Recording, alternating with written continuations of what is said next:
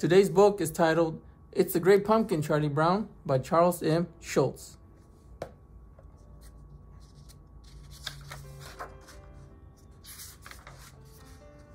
Dedicated to the Great Pumpkin. There was a general feeling around the neighborhood that Linus always acted a bit peculiar during the month of October. Each year he got out a piece of his nicest stationery and wrote a letter to someone he called the Great Pumpkin. Dear Great Pumpkin, I am looking forward to your arrival on Halloween night. It really annoyed Lucy, his sister, because she thought it made her look bad. Snoopy thought it was the funniest thing he had ever heard. The only person who thought Linus just might be right about the Great Pumpkin was Sally. She listened very carefully as Linus explained the whole story to her. Each year on Halloween night, the Great Pumpkin rises out of the pumpkin patch that he thinks is the most sincere and flies through the air with his pack of toys for all the good little children in the world. The other kids on the block were much more interested in making costumes to wear when they went out that night for tricks or treats. Charlie Brown had intended to look like a ghost, but he had a little trouble with the scissors and ended up looking more like a peeled potato. Lucy was proud of her witch's mask because she always said that a person should wear a costume that was in direct contrast to her actual personality. The most original costume, if you want to call it that, was worn by Snoopy, for he had found a flyer's helmet and goggles and a beautiful scarf.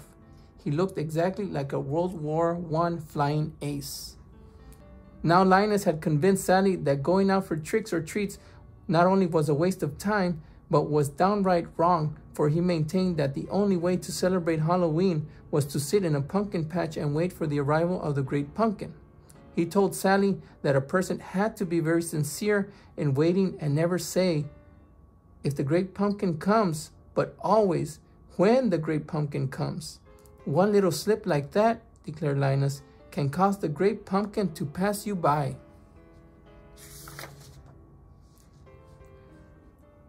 They looked around the field where there were crowds, and Linus declared, the Great Pumpkin just has to pick this patch because it is very sincere. In fact, there is nothing but sincerity as far as the eye can see.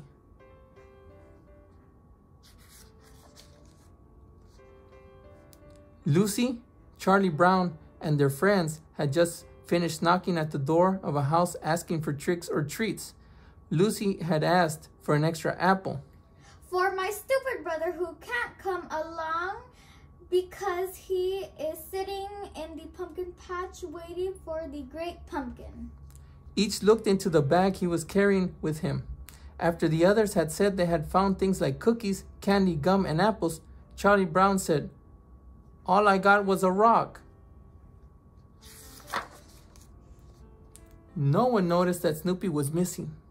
He had gone off by himself and had climbed on top of his doghouse, which he pretended was a World War I flying plane. Here's the World War I flying ace taking off in his Sopwith camel. In his imagination, he zoomed through the sky while anti-aircraft shells burst all around him. Just then, he spotted the enemy plane he was looking for. It was the Red Baron. Before Snoopy could turn his plane to the attack, the Red Baron swooped down upon him and riddled his plane with bullets. Smoke poured from behind, and Snoopy fought desperately to control his plane. With amazing skill, he guided his badly damaged Sopwith camel to a crash landing and leaped out before the enemy could find him.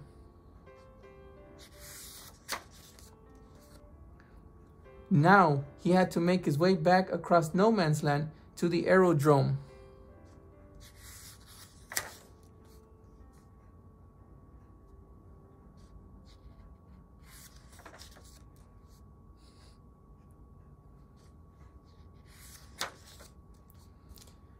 In the meantime, Linus and Sally were still scanning the skies for the appearance of the Great Pumpkin. I hope you haven't been trying to fool me, warned Sally. And if you try to hold my hand, I'll slug you.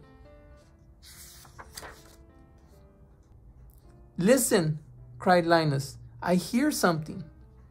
There was a low rustle in the grass around the pumpkin patch.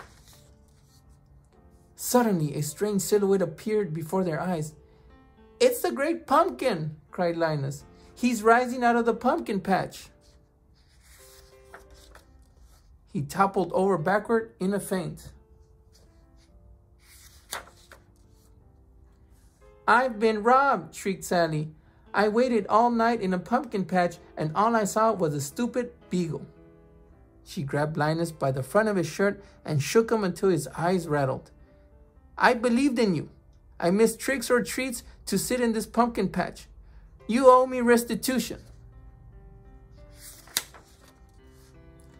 Sally stalked off in anger, and Linus was left alone. About 4 o'clock in the morning, Lucy woke up and decided to see if Linus had come in yet.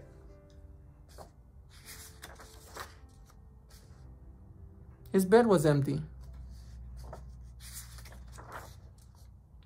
She put her coat on and went out to the pumpkin patch. There was Linus, curled up on the ground with his blanket. He was so cold, he was shaking all over. Lucy led him back home and helped him to get into bed.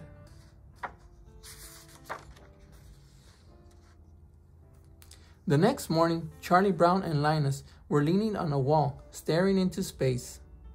Each was thinking about last night. I went out for tricks or treats, and all I got was a bag of rocks, moaned Charlie Brown. Did you ever get to see the great pumpkin? Nope, said Linus. He never showed up. Well, don't be too disappointed. I've done some stupid things in my life too.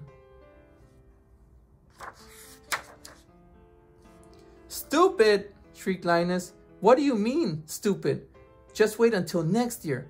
I'll find a pumpkin patch and I'll sit in that pumpkin patch and it'll be a sincere pumpkin patch and the great pumpkin will come. Just you wait and see. I'll sit in that pumpkin patch and I'll see the great pumpkin. Just wait until next year. Charlie Brown sighed. The end.